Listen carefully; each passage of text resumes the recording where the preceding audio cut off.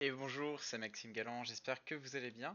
Alors, dans ce module, on va voir ensemble un petit peu en détail comment est-ce qu'on peut parvenir à créer comme ça un effet de lumière, on va dire un peu sous-marin, voilà, underwater effect. Sachez que là, voilà, l'intégralité du lighting que vous voyez est fait à la main. J'utilise pas de plugin, j'utilise pas, par exemple, dans Unreal, il y a un plugin qui s'appelle Water qui permet de faire comme ça un petit peu des ambiances sous-marines. Moi, le but là, c'est vraiment de le faire à la main pour vous permettre de voir, en fait, de comprendre comment on peut micro-gérer certains composants du lighting. Notamment, on va voir, en fait, on va rester dans les composants qu'on connaît déjà, les composants principaux, en fait, par exemple, du directional light, du skylight, du sky atmosphere ou du exponential fog.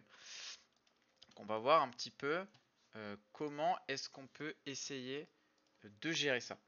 Alors, première chose vraiment importante, quand vous êtes sur des effets assez, on va dire, marqués, comme par exemple là, l'effet sous l'eau, moi je compare beaucoup l'approche à ce qu'on va retrouver quand on est sur du lighting très stylisé ou du lighting par exemple pour des scènes de nuit ou des crépuscules, golden hour, donc des choses qui sont vraiment en fait très fortes visuellement.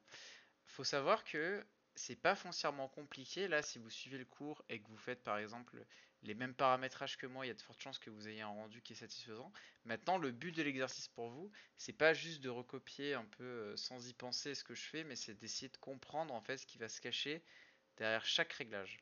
Alors, premièrement, moi ce que je vais faire là, c'est que je vais prendre une image et comme le lighting de nuit, les couleurs sont très importantes. Là, vous voyez, j'ai fait plusieurs rendu. Vous voyez, alors bon, ça voilà, c'était du work in progress, hein, c'était pas des versions forcément finales. Là, c'est des versions qui sont très sombres. Et là, j'ai une image qui est plutôt stable visuellement. Alors moi, ce que j'aime bien faire quand je commence ce genre de travail, c'est aller par exemple sur un logiciel qui s'appelle Adobe Color et c'est essayer d'aller un peu explorer des nuanciers. Alors, ce qui est bien, si vous avez, par exemple, voilà, vous avez envie de faire une certaine teinte, un certain monochrome, en fait, ça va vous aider à avoir des formes qui sont équilibrées. On est sur une approche qui est un peu le lighting, hein, il y a quand même pas mal de choses qui font appel aux fondamentaux artistiques. Et pour le coup, la couleur, c'est une bonne grosse partie. Donc c'est du travail, en fait, de l'exercice.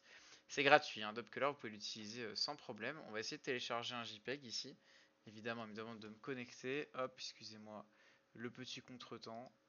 Hein, j'étais pas log sur mon Adobe. Donc là, vous voyez, si on observe un petit peu la lumière, on va quand même avoir un certain quelque chose qui est un peu monochrome bleu, avec quand même des rayos, avec des coraux par exemple, pour avoir un peu de rouge, un peu d'algues. Évidemment, quand je fais mon lighting, je pense aussi aux objets qui sont présents dans la scène. Alors là, si je charge, j'essaie de charger un petit JPEG, on va essayer ici d'extraire le thème. On va venir déposer notre image. Hop, on prend la ref, on la met là. En fait, ce qui est bien, c'est dans Adobe Color, vous pouvez voir comme ça le travail qui a été fait sur la référence. Donc, plus vous allez être expérimenté, plus vous allez être capable un peu à l'œil. Moi, par exemple, quand je fais un lighting comme ça m'arrive pas tout le temps d'avoir le nuancier à côté de moi. J'arrive des fois à extraire un petit peu les nuances juste à l'œil. Mais au début, honnêtement, quand vous commencez le lighting, quand vous commencez à essayer d'avoir des scènes qui sont plus précises, c'est vraiment important que vous alliez analyser. Alors, ça peut se faire aussi dans Photoshop avec la pipette, hein. Mais moi, souvent, par exemple, je sais pas s'il y a une ref que j'aime bien sur ArtStation, je la prends je la mets dans Adobe Color et je regarde un petit peu. Et les codes ici que vous avez, les codes hexadécimaux, vous pouvez évidemment les copier et les reproduire dans Unreal. Ok. Donc c'est vraiment important. Là, vous voyez qu'on a des dégradés. Et une chose à laquelle vous devez vraiment être vigilant quand vous faites du lighting, et si je prends un petit peu ma ref ici, un rendu, bon c'est pas un rendu en 4K, mais bon c'est quand même une image qu'on peut un peu utiliser, c'est qu'en fait, mon image, j'essaie de faire en sorte qu'elle soit équilibrée. J'ai des endroits, alors là c'est probablement des parties un peu métalliques où vous avez des reflets très forts, mais c'est un tout petit pourcentage de l'écran. Vous voyez là, j'ai un reflet très blanc, mais c'est un petit endroit de l'écran.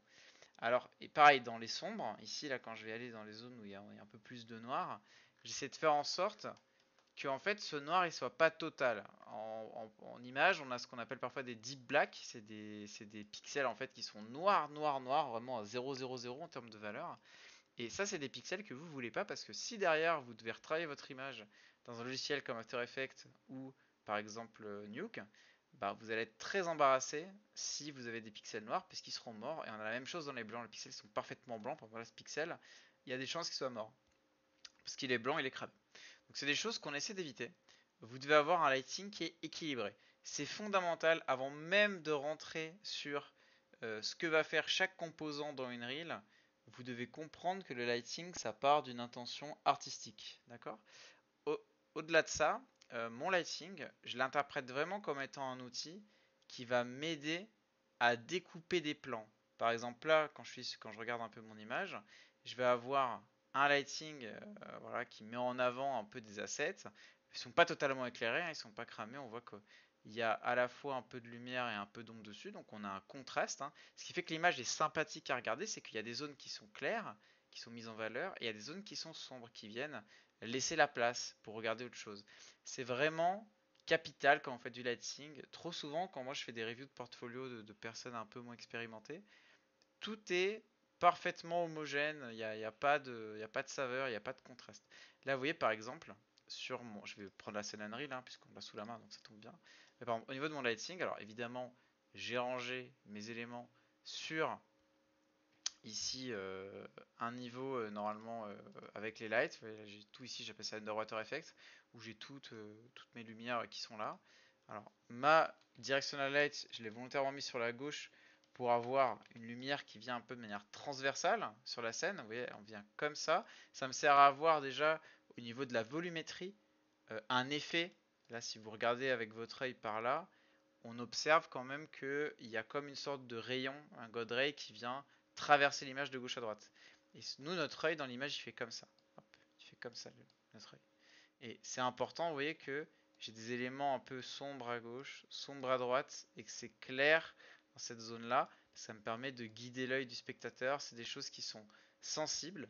Pour progresser dans ce genre d'appréhension de votre lighting, vous devez, je pense, vous essayer. Alors, il y a beaucoup de lighters qui font de la photographie pour aussi essayer justement, hein, puisque capter avec une caméra sous le meilleur angle possible. Mais aussi, ben voilà, tout ce qui va être analyse filmique, regarder des films, regarder comment certains réalisateurs mettent en lumière leurs films, c'est très important image par image. Voilà, bon.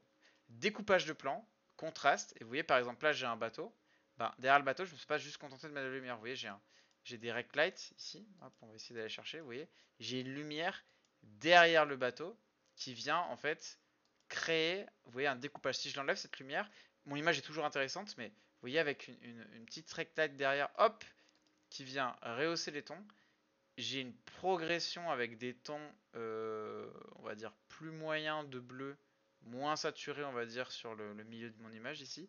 Et derrière le bateau, qui lui contraste puisqu'il a une texture un peu boisée, donc sombre. Hop, j'ai une lumière derrière, ça passe un peu à travers les lattes. Sur mon lighting, je cherche toujours à découper. C'est un peu comme en peinture, quoi. Je découpe mes plans. Mon arrière-plan est mis en avant par une lumière ici. Mon avant-plan, il est aussi mis en valeur par des ombres. Et mon milieu de plan, il est lisible. Il est lisible, j'ai pas de choses cramées. J'ai quelque chose qui est équilibré. Et en plus de ça, j'ai de la volumétrie qui vient faire le travail. Alors, pour regarder un petit peu plus en détail comment on va achever ce rendu, je vous propose de passer dans le chapitre 2 de la vidéo, où là on va plus se concentrer sur la technique.